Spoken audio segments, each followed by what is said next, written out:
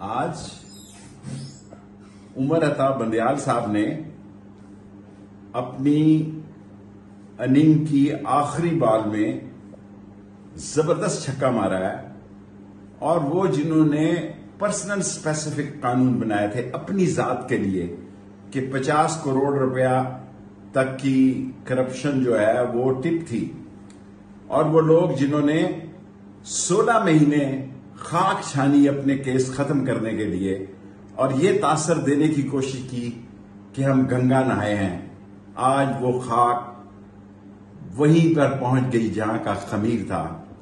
حالات اور واقعات بتائیں گے کہ اس فیصلے کے کتنے دوررس نتائج ہوں گے۔